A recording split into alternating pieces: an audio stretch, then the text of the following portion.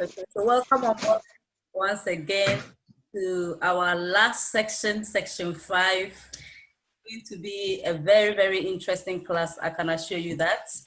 Today we are not going to take any new lessons learned at the moment. We're going to go through the role play video discussion. So let's recap. We said that love language is a way a person gives and receives love. So from the video, what were some of the things that you learned, you picked up? I need at least 3 people or 5 people. Quickly, you've got only 1 to 2 minutes to speak. Yeah, I think what I picked from the video is receiving gifts, physical touch, and words of affirmation. Okay. That's the only 3 love languages that I picked from. And for the physical touch, you realize that there's a public display of affection when the guy was presenting the spray to the lady at the restaurant. Okay.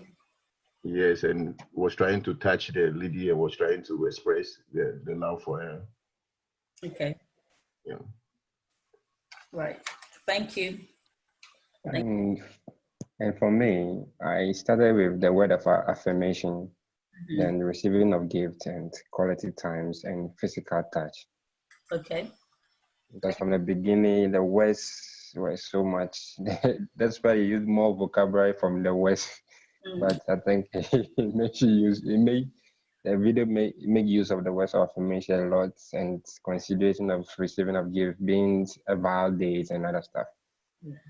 Okay. Thank you. Right. Okay. Who else picked something that they can speak on? The receiving of gifts. Okay. And the lady also gave it out. So there was a part where there was a receiving of gift and the giving of gifts. Giving of gifts, though, is not in the love language, but there was that part in it. Okay. Right. Thank you. Anything else? Anybody want to speak? Yes, I think I picked on the restaurant guy and the lady.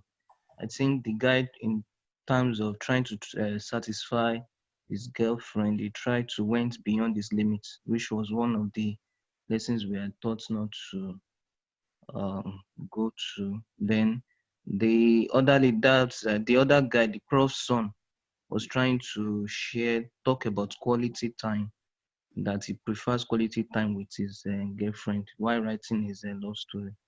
So I picked those 2 things too. All right, thank you. Let's continue because of time. Thank you all. Welcome. I'm going to go into the various love languages that we've touched on so far. And so the summary is going to be based on everything we've done so far and also the video.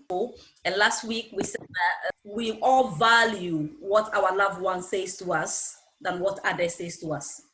So it's very important that we take it as an opportunity to sow good things through our words into our loved ones. Make sure that you are complimenting them, you are praising them.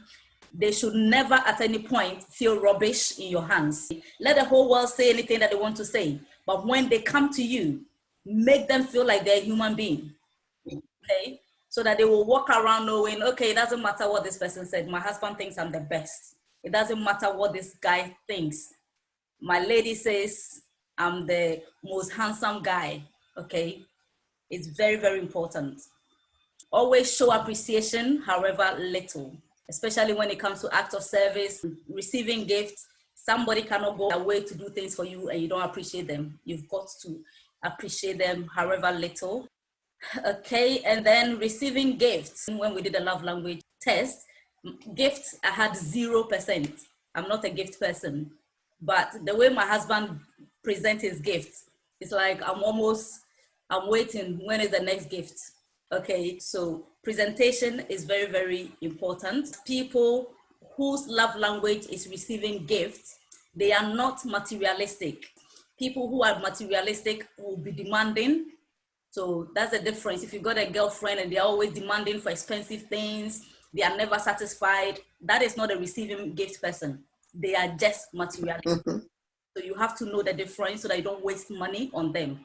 Okay, so give what they know and what they will value and appreciate.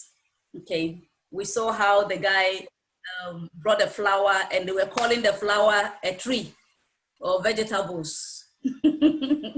Okay, so there was lack of knowledge there. And where there is lack of knowledge, always educate them, because you may be giving somebody something very good. They are not appreciating it because they don't know it. Okay, so you have to give them more knowledge about it, and then they will start appreciating you. Okay, so we look at quality time. We said that it is not the quantity, it is the quality time that you spend together, which is very important, and it can be virtual or actual. And then we saw that in the video, the guy that went with the flower, you could tell that he's really in love, the one that's put this perfume on the card. You know, these are all nice presentations that he did there. But then the lady had her own agenda. She's a playgirl. Yeah, so where there is no love, there is bankruptcy of quality time. And what I mean is, because the person doesn't love you, they will not even want to spend that time with you. The guy went there, did all the stuff, and still, she lied that somebody, her uncle was coming there. And within a split second, she got the man out of the place. So they couldn't spend that quality time. Whatever we value, you will make time for that thing. So if somebody is telling you, I'm so busy that the whole month, they can't prioritize and give you just one call, it means that person really is not in love. Act of service without commitment, consistency, and sacrifice, act of service cannot be achieved. Okay, so you have to make sure that the relationship that you are in or the marriage, you are committed, you are consistent in the things you do, and crown it with sacrifice, because love is about sacrifice. Jesus died for us. That is sacrifice, you know, to show how much he loves us. So sometimes something needs to die in you so that you can make the other person happy, or you can make your marriage work or your relationship work. Maybe you are the person who loves your male friends too much.